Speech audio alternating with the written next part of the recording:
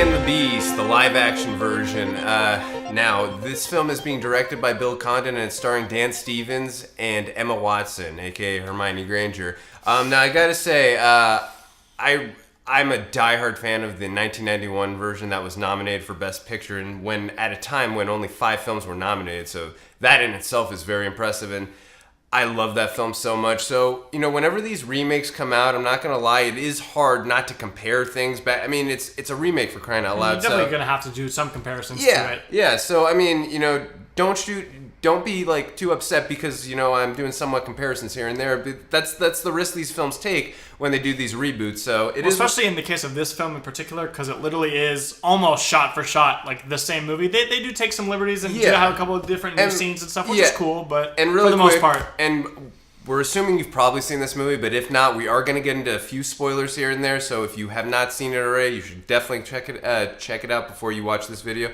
If not, we're going to start spoiling a little bit. Or if you've seen the 1991 version, then we're not spoiling anything. So that's very true too. And very good point, actually.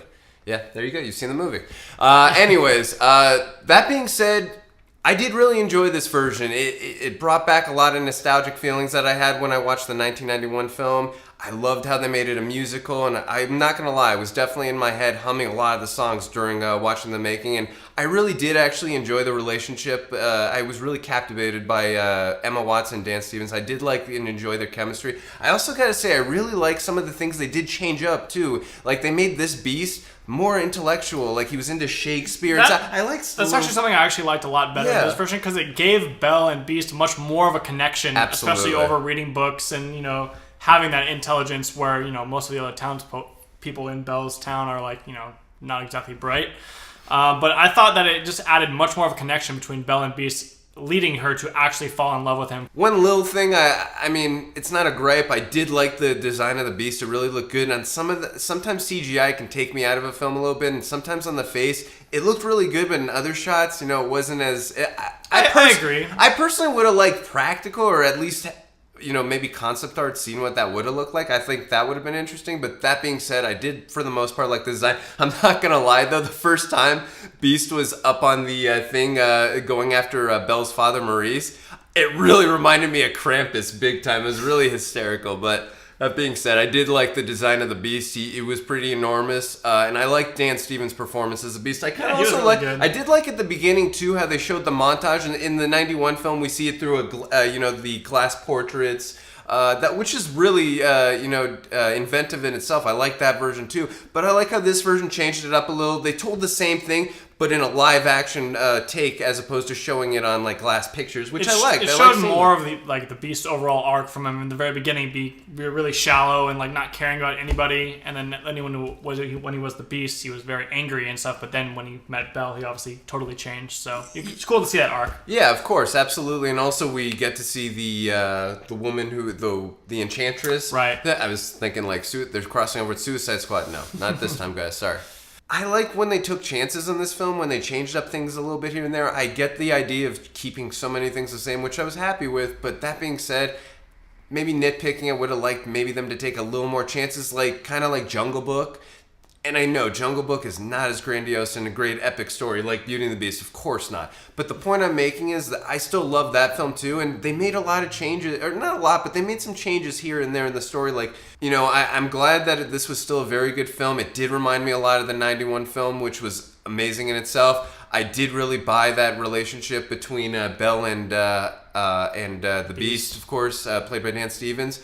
Also, too, I really liked Kevin Kline as Maurice. He was awesome. Yeah, and they changed the personality of the father in this one. In the cartoon, he's a little more zany and crazy. I kind of did like how they changed it a little bit. They made this a little more modern, up-to-date take, even though it is set in a time that is not relevant now, more than 1700s. But still, that being said, I did like the way they changed up the dad. He was really, not that he wasn't smart in the 91, but he was definitely... He was more of a relatable character. Yeah, exactly. And also, cared about. I liked some of the designs and some of the stuff that his inventions that he came up with. It was really cool stuff. I did like Luke Evans. I'm not gonna lie. And I do like him as an actor. He's very good, and he did the best he could do with what he is, but... My issues don't come with him. My issues come with like his physicality and not having he did have ego, and he was definitely evil in this one. I'd argue that he's even actually more evil in this than he was in the original. I'm not arguing that. He tried to kill Maurice, basically. No, you're right. He left him for dead, strangling. I'm not going to argue that, but just that douchery, that egotistical, like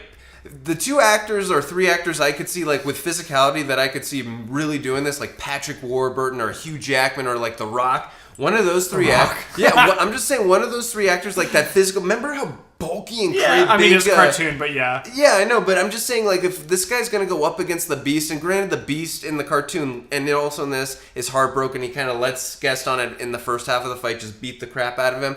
I also want to believe that this guy can go up against a 9-foot beast or whatever, you know. So again, I still like Luke Evans. It was good for a modern day take. One of those other 3 actors, I just feel like really would have stood out even more as the role of Gaston. But that being said, I still did enjoy it. I like the scene in the beginning of the movie where he's like, "I'm not done with you yet. No one deserves you." He's talking to himself in the mirror, and he's like, "Yeah." And LeFou's like, "Never gonna happen, ladies." Yeah. No. Apparently, LeFou was gay. I didn't realize that, but he's apparently openly gay, and the first Disney character to ever be openly gay in a movie. Cool. Who knew? Yeah, I didn't even realize it. I did kind of notice at the very end when like they paired him up with like the one guy and they were dancing, but other than that, like I didn't really notice it. But apparently, it's some big thing that everyone's really pissed about. Well, I don't want to get into that. It didn't affect me. It didn't bother me at all. I just like thought I found it weird that people were like freaking out about it, and like I didn't even realize it in the movie, except for maybe one little hint. And they didn't even make a big deal about it in the film. It was just something that's there, and it's not something that's there was that line where Gaston's like, "How come some lady hasn't scooped you up?" And he's like, "I'm just misunderstood." So maybe I don't know, but whatever. Yeah, no, it didn't bother me. And also just going into Josh Gad as well. I thought he was hysterical. He was funny. He definitely made me laugh, but I was also kind of thinking in the back of my mind, I also thought Jack Black would have been funny in this role as well. But that being said, I did enjoy He did pull a little bit of Jack Black style. Like when he's singing the song, he's like trying to spell Gaston. He's like, "I didn't realize I'd have to spell this out loud, and I'm illiterate, so I can't do it." Like, yeah, no, like I said, I still enjoy Josh Gad as LeFou. He was really good. Again, I just feel like if it was Jack Black, it would have taken me out of it too much because it's freaking Jack Black, and like I would have just thought Jack Black the whole time. But maybe I don't know. Whatever. Anyways, that being said, I enjoyed this film a lot. I'm not gonna say I enjoyed it more than the '91 film because that film is pretty high on my totem pole. But this film, I thought it was well acted, especially by Emma Watson, Dan Stevens, the rest of this, Kevin Kline too, rest of the cast. Also too, we forgot to mention Ewan McGregor as Lemire, and also Cogsworth played by Gandalf, Ian McKellen. So I like seeing that, and also we had Emma Thompson as Mrs. Potts.